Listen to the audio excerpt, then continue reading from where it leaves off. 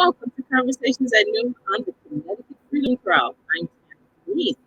Today we are going to have a conversation with Amina Merritt, who's the ninth descendant of Broteer Smith. But before we see Amina, let me tell you about how the Freedom Trail got established. August of 1995, the General Assembly established the Connecticut Freedom Trail to acknowledge sites and designations in the struggle of freedom for the Black and African American communities.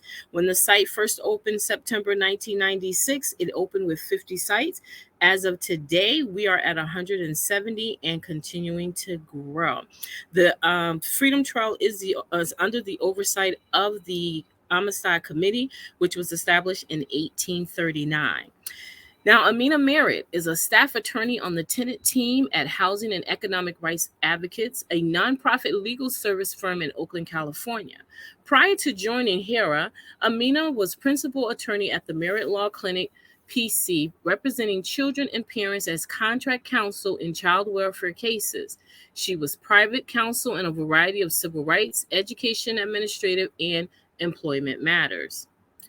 Prior to starting Merritt Law Clinic, Amina worked as staff supervising attorney and acting executive director for Sacramento Child Advocates.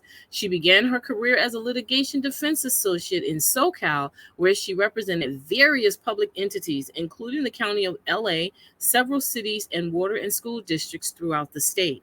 Amina received her BA from Amherst College in 1980 in the first four-year class of women. She was a public service education fellow in the master's program, public administration at Fordham University, and attended the University of Southern California Gould School of Law, where she earned her JD in 1984.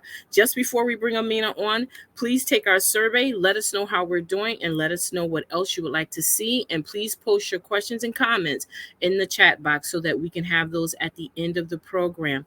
Amina Merritt, welcome to the show. Thank you for being here. Thank you so much, Tammy. I'm so excited and so honored to be asked to be on today, and honored on behalf of my branch of the Venture Smith family descendants. As you may know, our family tree is very extensive, and my branch is only one of several that has been developed by Dr. Carl Stofko, and a master historian who has been documenting Venture Smith since 1975, I understand. So thank you again. And let's just jump into this. I want to give a shout out to some people who I think may be joining us. My best friend from USC Law School, Ruth Davey, may be with us from Santa Fe, New Mexico. And maybe my boss, Mavelise Brown from Oakland. I'm in Sacramento today, so it's still morning, but thank you all for joining us this afternoon. I chose this title, We Are Not Pilgrims, We Are Not Strangers. And on this screen, I want to point out a typo because Broteer Sangumn Furro has an N, Sanguum, Furro, aka Venture Smith. And I like to talk about that because the name is important to me. Names are important. You know that Broteer was kidnapped at age 10. There's some dispute about whether it's 8 or 10. And he was renamed Venture Smith, allegedly on board the Charming Susanna by Robertson Mumford, who was the ship's steward. And he was named that because Mumford purchased him on board with his own venture. And this is by my grandfather's own account in the narrative of the life of Venture Smith. Where is my narrative? The narrative of the life and adventures of Venture that was published. And I like to point that out because names are important. And you'll see as I go on how the history of names in our family is very interesting. They repeat many, many times, which makes the lineage hunt very difficult sometimes. I chose the title for this presentation today because I thought it would be a good springboard for talking about my grandparents, Venture and Meg Smith, and also our descendants. First, I want to give a plug for the Connecticut Freedom Trail site. With September 9, 2023 will be Venture Smith Day, when we'll be celebrating the 50th anniversary of the Freedom Trail. And this year we'll also be celebrating the descendants, the women descendants of Venture's family. As you may know, we don't know much about Meg Smith, but Meg and Venture managed to find each other in America while they were owned by, I believe it's the Stanton family. And we don't know where she was born or how she became enslaved in America, but somehow she and Venture managed to communicate, and they fell in love and were able to connect in a marriage. And it would be interesting to know what the marriage ceremony was. Was it some African tribal union that they remembered from the continent? Was it from their young family traditions, or did they jump the broom like, slaves did during slave marriage? Perhaps they observed one of the local tribal traditions, or we don't know. Or was it a blend? And we don't know if it was a native tribal tradition, but it would become part of the blended family that they would become and that they never would know about. But Meg was important to Venture because he tells in his narrative how he protected her when the mistress was about to strike her with a horsewhip, and he took the horsewhip and threw it into the fire, and he was punished for that. He also tells how he worked to purchase his sons and his wife, cutting huge amounts of wood and saving money. And he chartered a sloop, hired men to assist, and grew watermelons to make money. He fished for eels and lobsters and went on dangerous whaling trips in Connecticut to earn money. And then he ended a 7-month whaling mission with his former owner, Colonel Smith, after whom he named himself Smith. And he said, being in my 44th year, I purchased my wife, Meg, and thereby prevented having another child because Meg was pregnant. He gave 40 pounds for her, and various other methods I pursued in order to enable me to redeem my family. So redeeming the family and redemption is really a theme. And that's why I sort of chose that title from the Holy Bible. I say Meg's Thunder Gourd will be revealed on September 9th. That part that I just read is part of an announcement letter I made, and you'll see it. I'm going to be selfish and not show it today. But if you want to see Meg's Thunder Gourd, that was created by Luminous River Gallery here in Sacramento. Come on September 9th and see it. So this title, Ephesians 2:19, comes from the Holy Bible, the King James Version. And some people might be shocked that I'm citing the Holy Bible, a Christian, the Christian word. And it says, now, therefore, ye are no more strangers and foreigners, but fellow citizens with the saints and the household of God.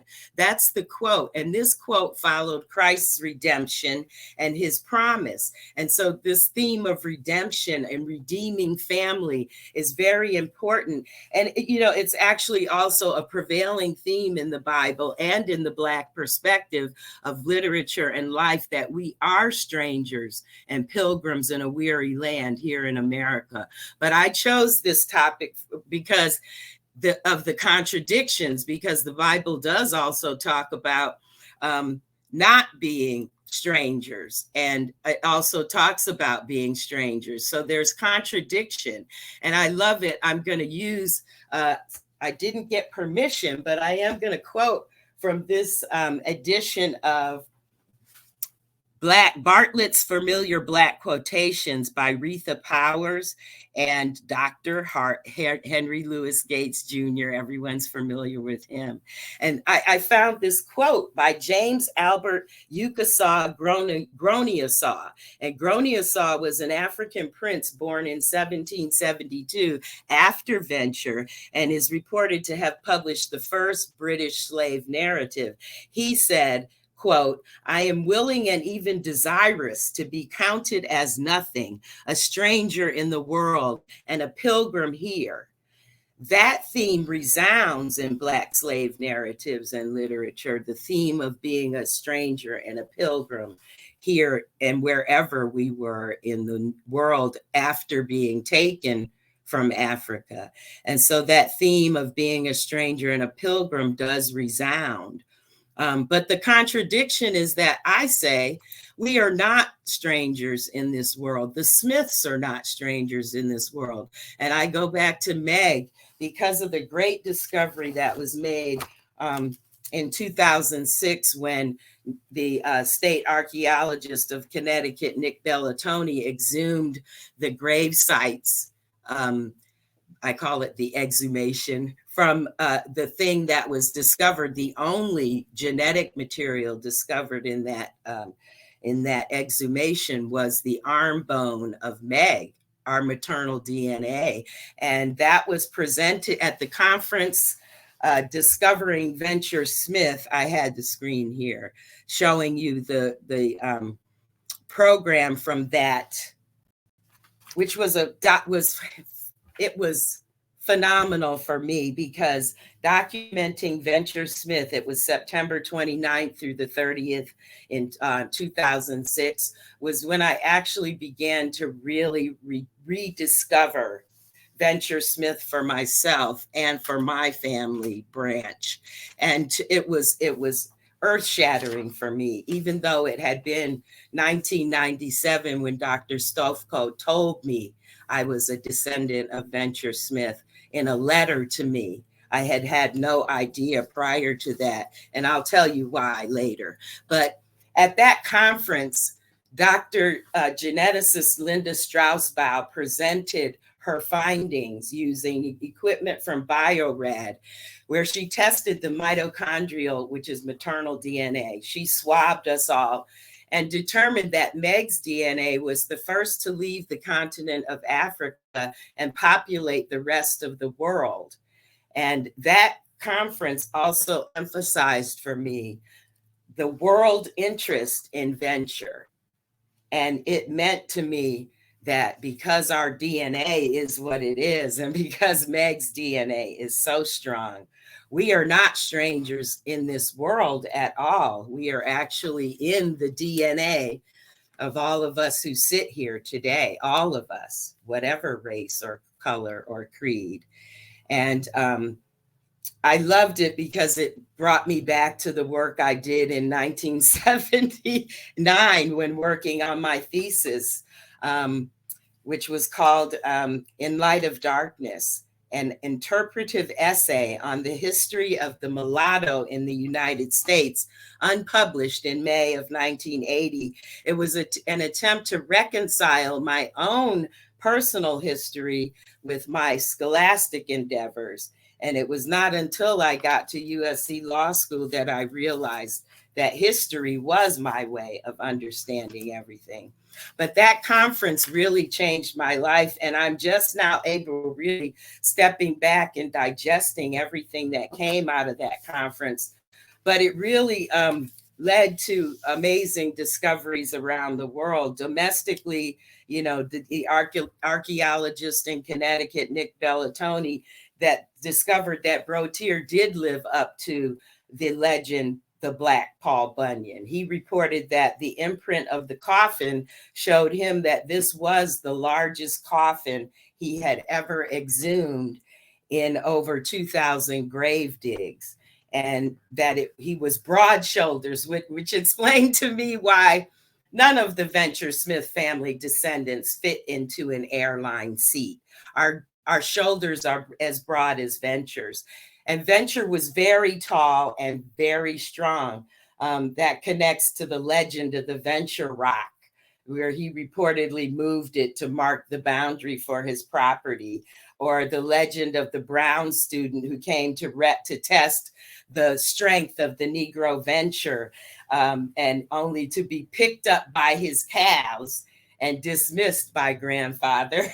And so also, Nick Bellatoni reported that the handles in the gravesite told him that Broteer was no poor man. The headstone is one of a famous artist with separate notoriety in the state. Isham. There's a whole history of the person who designed the gravestone that's on the site. And this is why the continuing archaeological discoveries at the former Broteer estate are so important for determining who he became in his adulthood.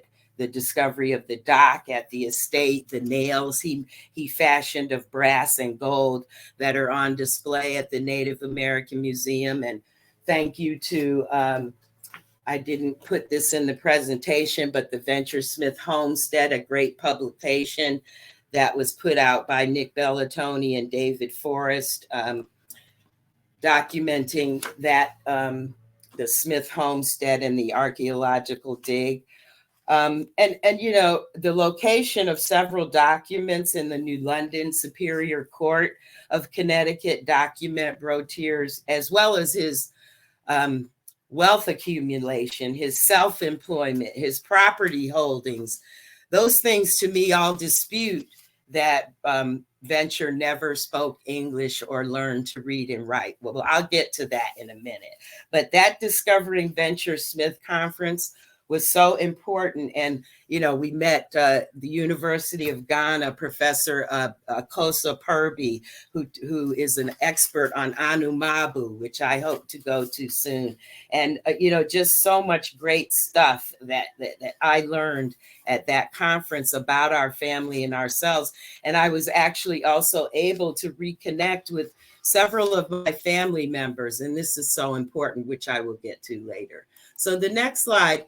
I also say we're not pilgrims either, because although we descend from enslaved peoples, we're also descended from the indigenous people of Connecticut. And our family tree does show our connections to the Wangunks, the Mohegans, the Nahantics, as well as the Massapequot Nation before the nation was divided and conquered by the Pilgrims and the British, King George.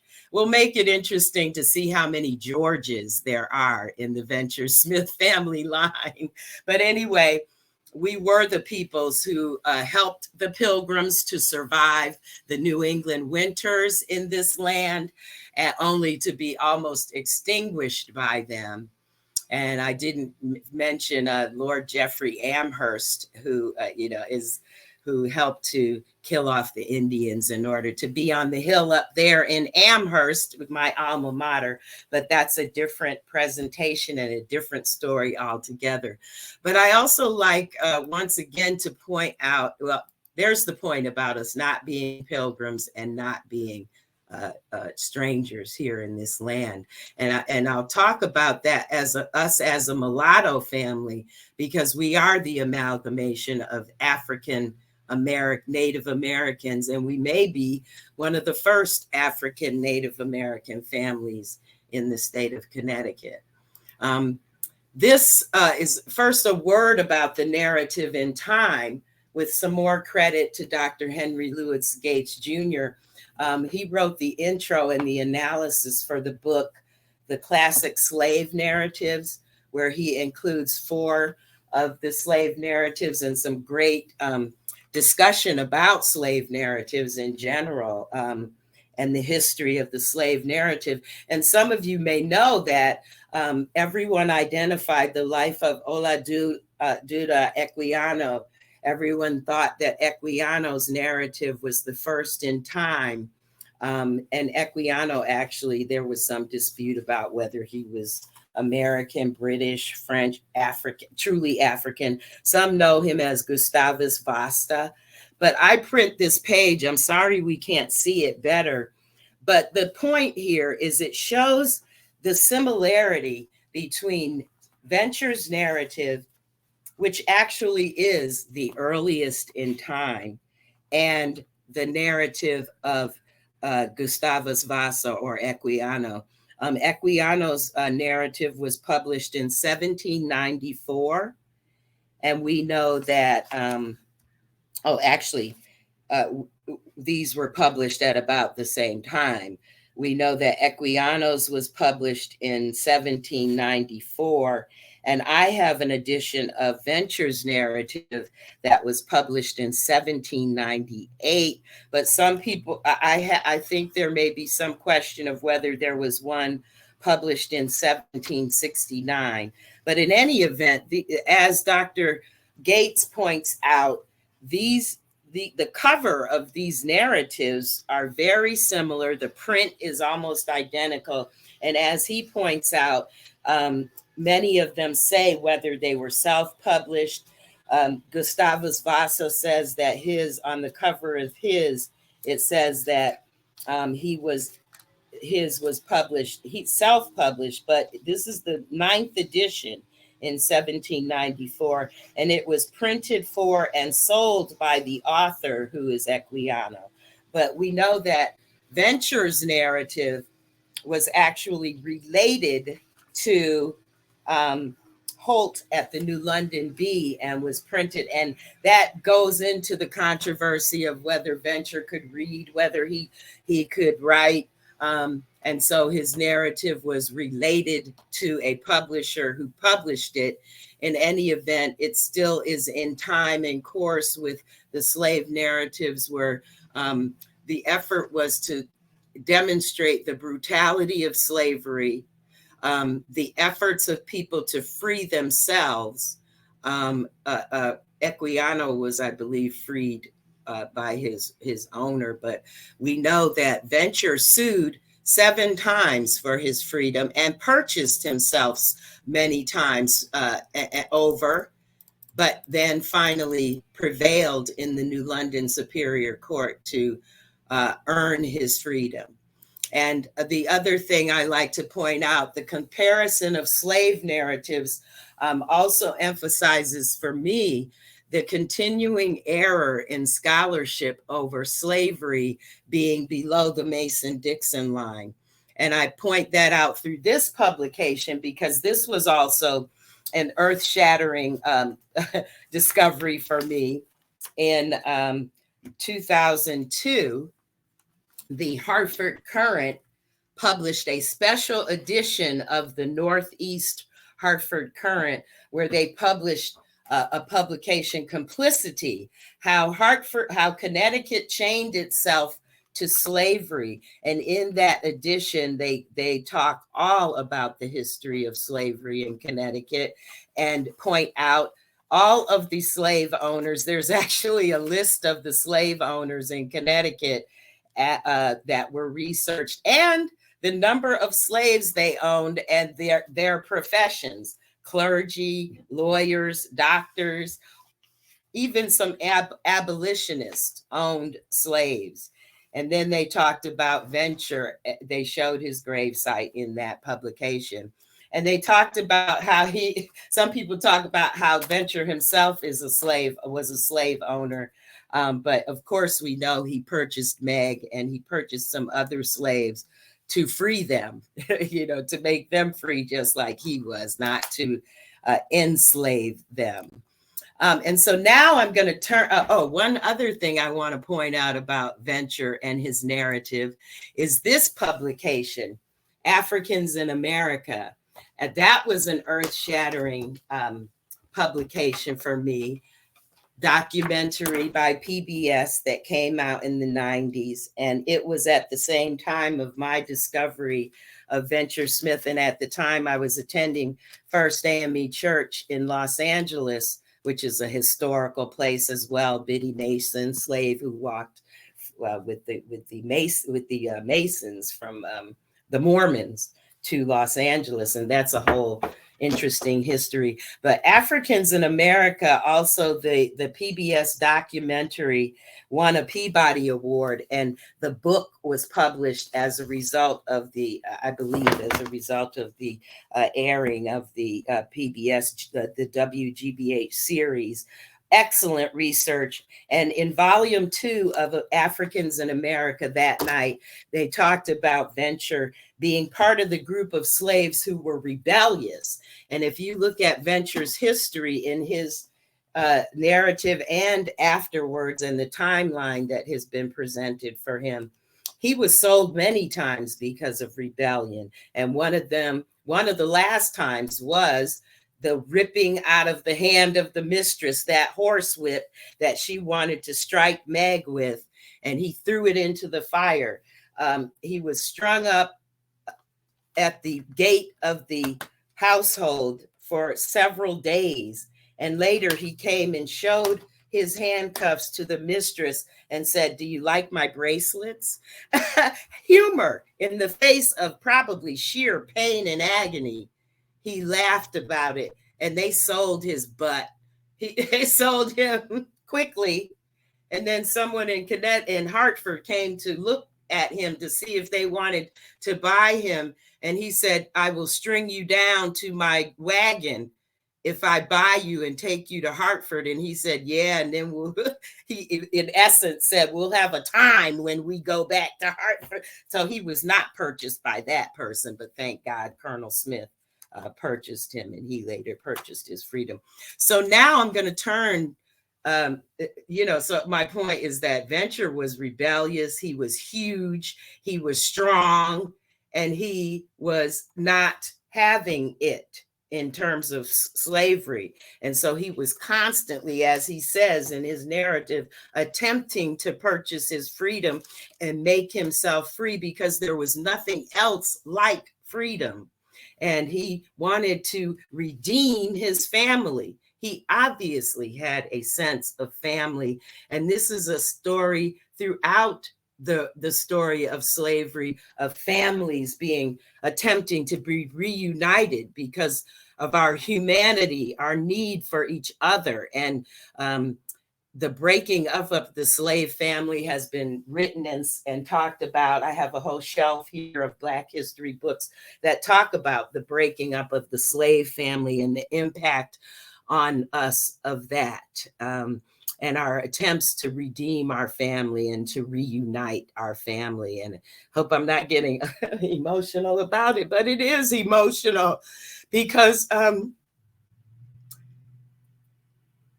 history attempted to destroy our humanity and to insinuate that we were not human. And that is all over the literature of America and the defining of who we Africans in America were. And we were vilified. We were made to be less than we are. We were called 1/8 of a human being. And even the census went on to define us as less than human. And that's why even in our family, where we had white people and Native American people who became strictly Americans, we were still defined as either white or Black in the American census. And that's what makes it difficult for us to define ourselves and to trace our history. And the fact that Venture redeemed his family and told his story for us is just so valuable to us. And we haven't even begun to scrape the surface of what he told us and how we can take these crumbs and these seeds and try to develop them and try to research them further. And so that's one of the goals for our family, is to do that and to tell this story of rebellion against slavery. We did not accept it. We did not want to engage in it. And we are still trying to overcome the scars and the badges of slavery mentioned in the 13th Amendment. And so, excuse me for that moment. So now I'm going to go into my literature. This is the fun part, my family tree, my maternal lineage, which is traced through my mother, Harriet Ann Smith Merritt Griffin. And this is her beautiful picture. This is a fun part because you get to see all the pictures of some of my descendants on my family tree that is descended from Meg and Venture's son, Koof. And so you see here, my brother and I, when we were, 4 or 5 years old. No, maybe we were 4. We were both 11 months apart, and we were the children of Harriet and Willie Arthur Merritt. We have a whole history in Georgia. And my mother was the child of George Eugene Smith, who is depicted here. And you can see how light my mother and my grandfather, George Eugene. And here we have another King George in the family. And George was married to my grandmother, Alice Mills Smith. You can barely see her in these pictures, but she was clearly Native American. And actually, the Mills family traces their their Native American lineage very back to Enfield. I think, my great grandmother, Sadie Mills, was married to a Native American. My brother and I met him and were flabbergasted by his headdress hanging in the living room. But anyway, Alice and George Eugene were married and had my mother. And George Eugene was the son of Clayton Arthur Smith, who you see here in his suit. And you will notice that all of the men wore suits. All of the men in our family wore suits from the time that the Revolutionary War, I believe. And then so Clayton Arthur Smith was married to Ida Palmer.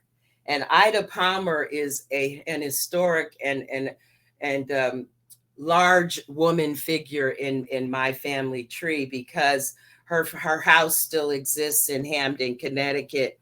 My cousin Gary O'Neill lives in that house, and I will show his picture later. He is responsible for having me see this first ever picture of my grandfather, George Eugene Smith, and my great grandfather, Clayton Arthur Smith. And Ida Palmer, unbelievable. But first, let me finish the lineage, because this was a blank. I had filled this out and it didn't get done correctly. So I'm just going to quickly go through. Ida Palmer was Clayton Arthur Smith was the son of Charles and Asenath Huldah Hurd Smith. And Asenath was a white woman who was married to Charles Smith, who was born in 1848. He was the son of Nelson Smith and Harriet Freeman Smith. Nelson Smith was born in 1815, and he was one of 5 children born to George C. Smith, another George C. Smith, born in 1787, who was married to Jane Dublin. She was called Black Jane, and she was a laundress in Haddam, Connecticut. And they got married and had Nelson Smith. And George C. Smith was the son of Coof and Mary Smith. So that leads us right up to Coof. Coof was the son of Venture and Meg, who went to Massachusetts to join the Revolutionary Army. And Venture talks about how upset he was about that, because he wanted Coof to stay in Haddam, Connecticut and help him at home and carry on the family business. And instead he decided to go to the Revolutionary War effort. And I like to point out that every generation of Venture's descendants have been in some armed conflict in the United States, and the military lineage of Venture is a story in itself. But here we go back to Ida Palmer, because the wedding of 1920, I hope you can see this slide good. It's not very good because it's laying down. This is not a great picture of it, but I thank my cousin Gary O'Neill for this photo of the wedding of Bessie Palmer and Charles O'Neill, which is in Gary's lineage. Ida Palmer hosted this wedding, which was actually her side of the family, so the Smiths' in-laws. And this wedding took place on June 26, 1920 in East Hampton, Connecticut. Gary O'Neill comes to Venture Smith Day almost every year, and he has been an educator in Hamden, Connecticut, is a potter, a ceramics person, creator. And he lives in this house where Ida Palmer had this wedding. And that house is on the historical registry, I believe, of the United States. But we may be considerate on the Connecticut Freedom Trail, because here Gary has given me the names of every person who attended and who is depicted in this photograph. And you can see Ida Palmer in the front row, Ida Palmer Smith, and even Mary Burden Palmer, and some of the people I'm going to show you in some other photographs. Amazing. And I really thank Gary O'Neill for opening up these photographs to me and providing them. I did not get his permission to use them today, but because he sent them to me, these are mine. And I have created boards that I use to display these for kids in schools. But this is a picture of Ida Palmer standing to the left, and Mary Melbourne Bates Quash, who was also a native African American, and Charles O'Neill, who got married that day with these children. And this is Gary's, I believe, great grandfather, or maybe grandfather. I will let him tell that story. Here's another picture outside the Ida Palmer house. And this is the bottom one can't see very well, but that is a photograph that depicts another one of the first photographs I've ever seen of my grandfather, George Eugene Smith. And this is a picture of first cousins. This was George Smith, Josephine Jackson on the left, Clara Palmer in the middle, and Phyllis Palmer. And this was taken at about 1917 or 18 in East Hampton, Connecticut. Above that, this is a famous picture with the music with Clara and Phyllis outside Ida Palmer's house, holding a violin and a ukulele, but they both played cello and violin. And Gary has the cello and the violin at the house, and he has displayed that around Connecticut with other artifacts and things that he has. The Ida Palmer house still has its original wood burning stove. Amazing. And also this picture on the right is a picture of Phyllis and Clara. Again, in the middle, that is Mary Burden Palmer. I hope you all can see it, because Mary Burden Palmer, also her physical features demonstrate some real native features. And then the top of this is here. These are photographs of Bessie Palmer here, shiny black, beautiful hair. But here she is in her, this is Ida Palmer's sister, Bessie. And she is shown here in the picture that is to the left of her. I am sorry, I cannot show it. I could probably show it to you here, because it's a picture of her in her squaw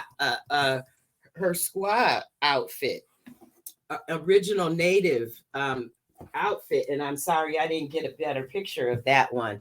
But these are pictures of pictures.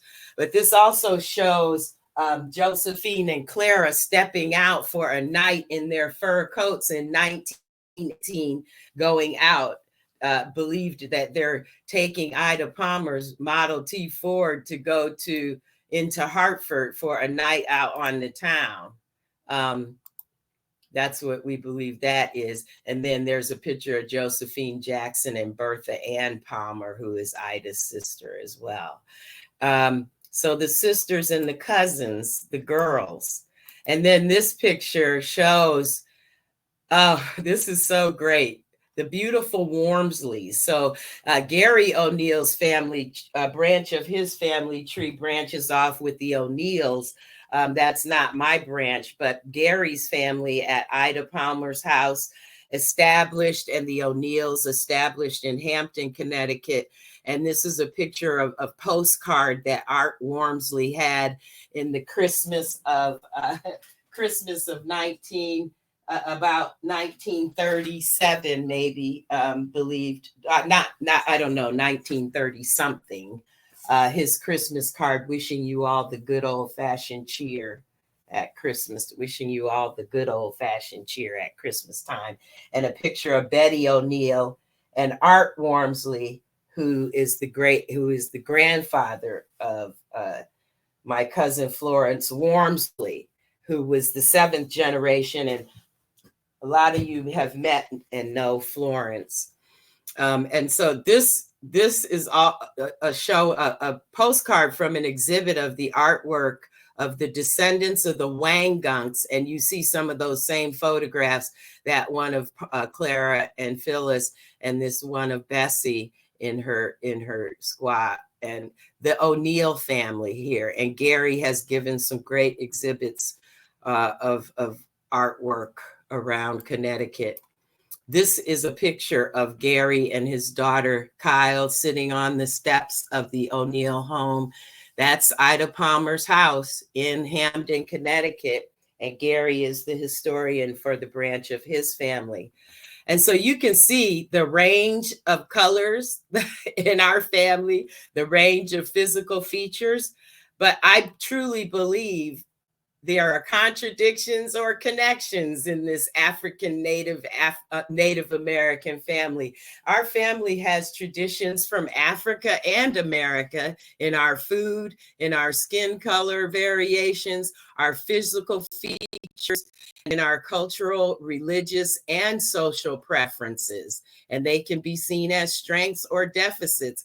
Our indigenous, after the arrival of the British and the push for revolutions, our nations were split up based upon war power and divided loyalties.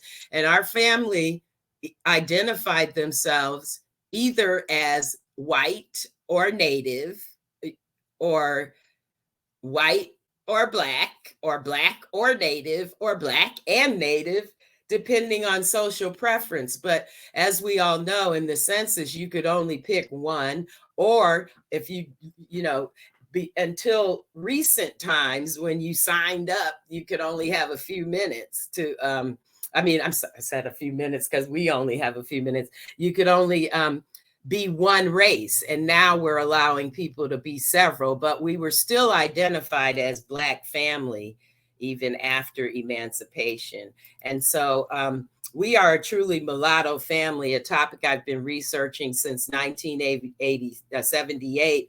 And then the study of slavery was not popular when I declared a Black Studies major in 1978. And now these studies are being called critical race theory and being banned in school districts across the country. I'm thankful that historian Carl Stofko's work helped us identify, organize, and rediscover ourselves. In 1980, Black Indians, that book by William Loren Katz had just come out, documenting the Black Indians in Connecticut and across the nation. And at that time, neither white nor Black was really the only book, Carl Degler, written about mulattoes. And so here I am, neither anthropologist nor historian, as a little college student trying to be an anthropologist, historian, cultural preservationist, trying to put together research that I didn't know how to do. But I am glad that I'm now able to, and that it's helped to spawn a great deal of other research, scholarship, preservation, and connections. And so there are now some current issues for Venture's family. And one thing I did want to mention is that I do have Venture and Meg here with me. I have from July 28th of 2006, some soil level samples from each of their grave sites, and I keep those with me. So the spirit of Meg and Venture has been with and is with us today and stays with us all the time. Some of the great stuff, I have to say, I hope Marta Daniels is here. She sent me a great publication that's unpublished. Her research, Hidden in Plain Sight, Ventures 26 Acres on Barn Island. What a great piece she sent to me, so that when I go see her, she can give me a tour of it and I'll know what she's talking about. And then this book for school children, Venture Smith's Colonial Connecticut, which is a guide for teachers to go through the narrative and take children through the study of slavery. the study of slavery is not critical race theory. It is history. It is American history. And we need to start developing curricula. That's why I love this book. It's curriculum about slavery in a very non-judgmental and non-threatening way, so that children can be taught the history of slavery. And I love that right now there are expanding Connecticut Freedom Trail sites, educating the public. One of the issues for our family is determining when appropriation, cultural appropriation, and others telling our story actually becomes the legal theory of misappropriation, because misappropriation is a tort in California, and people can be sued for misappropriating people's name, likeness, identity, their stories. Ask the King family. Anyway, that's all I'll say about that. But think about Venture's legal battles to win freedom, paying for yourself 8 times over. Does that entitle us to reparations? I think I recently sent Tammy Denise the 1,100-page report from California. I was on the reparations committee that just issued the 1,100-page report suggesting 100 recommendations for reparations in California. And then I love the issue of Venture as savant, as a Renaissance man. Susie Ryan, my cousin, and I have talked about this Renaissance man, the redeemer of souls, the rebuilder of lives and family. And then I love the Citing Slavery Project, which is an attempt to document case law in the United States. Professor Justin Simard at Michigan State University College of Law. The earliest he's documented is an 1848 case where the insane delusion rule, I think attorneys can appreciate that, was developed because of that case, because the court said that the person who freed all of his slaves and gave in his will all his property was operating under an insane delusion. And so it was not a valid will. But Venture's cases in the New London Superior Court clearly predate that. And I will be contacting Professor Simard to offer him the documentation of Venture's case in New London. There are projects for our youth to research and preserve Venture's story. I'm trying to get my young relatives to do that, because there is so much to research. The military history of men in Venture's family, from the Revolutionary War all the way through the Wormsley, who was the last Tuskegee airman, after whom the Brainerd Airport in Connecticut, Brainerd Executive over there on the river in East Hartford, is named after. A whole veteran ceremony, and the governor was there when that was named after one of Venture's descendants. So our family history is so extensive. I have only touched the tip of the iceberg today, but I really thank you for this opportunity to present my family history to you through Venture Smith. And I'm so proud of what he did for us. We are so lucky. Thank you. Amina, thank you so very much. Just touched by your passion, touched by your heart. You can feel it, you can see it. And I was behind scenes trying to keep the tears at bay, because I felt I felt that passion. And, it's for all of us who are trying to, like you said, it's difficult to search our heritage, because our people were sold off. And at that time, there were no emails or phones. You can pick up the phone and say, hey, I'm 20 miles up the road. So when our family members were taken from us, they were taken, and we never saw them again. It's very rarely you hear of those knowing where their family members went to. And even if they knew where they went to, they still had no way of keeping in touch, because of the fact that they weren't allowed to. So that is very powerful. And it is still true today. When I teach my history classes as a museum educator, I let that be known that that's why it's difficult for us to trace our heritage because of that very reason. And the passion that you had with saying how our humanity was being erased. That's why language is so very important. Instead of saying a person was a slave, no, they were enslaved. When you say slave, you're relegating them to property, a piece of Right. furniture. You know, enslaved put the onus where it belongs. It puts the onus on the person who's the enslaver for holding another person's freedom at bay, to do Right. their will. So language is very important, and that's just one word that is so very powerful that changes everything. So thank you so very much for your presentation. It is very well received. I do have a couple of questions for you. Ruth says she remembers your mother with love and respect. So Oh, she wow. Wait, mom. who? I need Ruth's full name. I need her full name. Okay, Ruth, if you are still with us, please give us your full name so that Amina can reach out to you. It would be Oh, I really know. great. That's Ruth. Wait, that's my best friend from Davy. law school. Ruth That's Ruth Davy. Davy Yes. Fastiano. And Yes. she is in Yes. Santa Fe, New Mexico. And she Yes. met my mother. We were best friends in law school. And she got to go to Disneyland when Harriet and Willie came to my law school graduation. Willie took us all to Disneyland and bought me a Stetson hat. And so Ruth remembers my parents, and I remember her parents with love and respect too.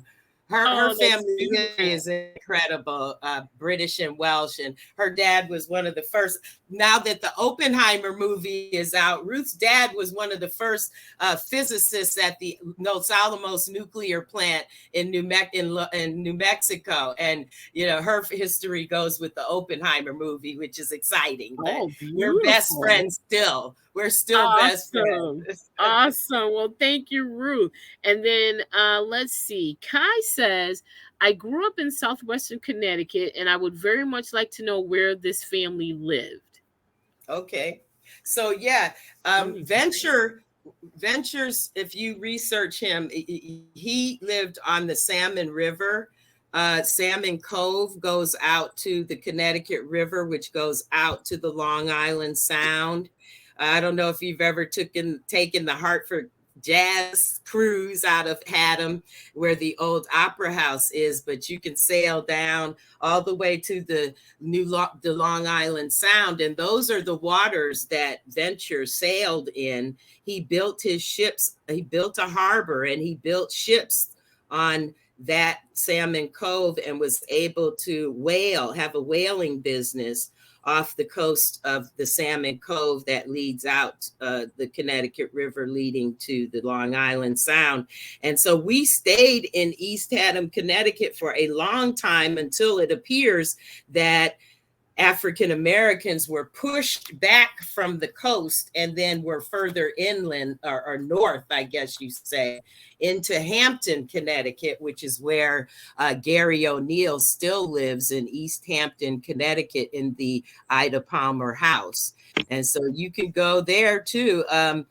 As I showed you the picture of Gary's house, it's sort of a landmark, and it has he's still in there, and the O'Neills are still connected with Hampton, Hampton, Connecticut. And so we're all still around Middletown. My family all still live in Bloomfield, in Hartford. I was born in 58 at Mount Sinai Hospital in Hartford, Wow. which is Oh, now, wow. a rehab place. But that was the hospital on Tower Avenue and Vine Street, or Blue Hills and Tower. That's where Everett and I were born. And my mother was born there. No, she was born somewhere else, in Middletown. My mother was born. And I didn't even get to mention Joyce. There was a picture of my mother's sister, Joyce, and I didn't talk about the disconnect between my mother and her family, because my mother became a ward of the state, a foster child, and I didn't reconnect with all of my family until much later, and my mother too. And her story is a story of redemption and rebuilding of family, and she was a phenomenal woman in that sense of doing that, escaping foster care, becoming a middle class house life in Massachusetts at a suburban, house, and raising me as a little middle class scholarship girl, in beauty pageants and stuff like. How did she know to even do those things? But she was amazing. Let's see. We do have another question. We have, do you know how far Venture traveled while whaling? Well, you can actually try to do the math. The whaling business in Connecticut is very well documented. There's lots of books about whaling in Connecticut, and the ships that would go out onto the Atlantic Ocean, that is like horrific work. I think the most famous account would be in Moby Dick, where which is a fictional book, but the struggles on board such a vessel. That's why Venture's first son, Solomon, was killed in whaling. He was running to see Solomon when he discovered that Solomon had gone out with Colonel Smith on a whaling expedition and didn't come back. He was killed, and then Venture ended up naming another son Solomon, because he was so hurt by the death of his son Solomon in whaling. But you can calculate the distance on Google Maps from Salmon Cove out to the Long Island Sound. But I imagine it was much more raging during the 1700s when Venture was doing it. That the coast of Connecticut, this whole maritime thing, Tammy, that is cropping up surrounding the Amistad and the sailing of the Sooner in this 50th anniversary of the Freedom Trail, in New London, in Rhode Island, all across the Connecticut coast and Rhode Island, Black sailors were engaged in the maritime business and were doing that work as some work that we could do to bring us some wealth and some food and some entrepreneurship. And so I don't know how far it was, but you can Google map it, from Salmon Cove out to Long Island Sound, and then you're out in the open Atlantic. Whaling was big all up the coast of Massachusetts, into Boston, Boston Harbor. So the maritime business is being documented. It's so exciting that that's being redone. Bridgeport, Connecticut. Yeah, the maritime story is being told, not just from the point of view of the Blackjacks, which were the Black sailors, but also the indigenous connection of how the Africans and the indigenous actually had a community, and they were together and they helped each other through such a horrible time of enslavement, because out there on the ocean everybody was equal and they made the same rate of pay and there was no discrimination. But the sad part is, when they came into dock, they couldn't get off the ship for fear that they would be put into enslavement. So yeah, those stories are being told, and that's a whole different show. Thank you so much for being here with us, Amina. I really appreciate you taking the time and sharing your family's history, because it's your narrative to tell and not someone else's. So thank you so very much for being here. I really appreciate you. And one other thing, Denise Kennedy wants to know if she can get a copy of this. And what I'll say is, it is on YouTube under the Old State House Conversation at Noon, as well as our YouTube page, the Connecticut Freedom Trail. So it will show up there if you can't get it from Amina personally.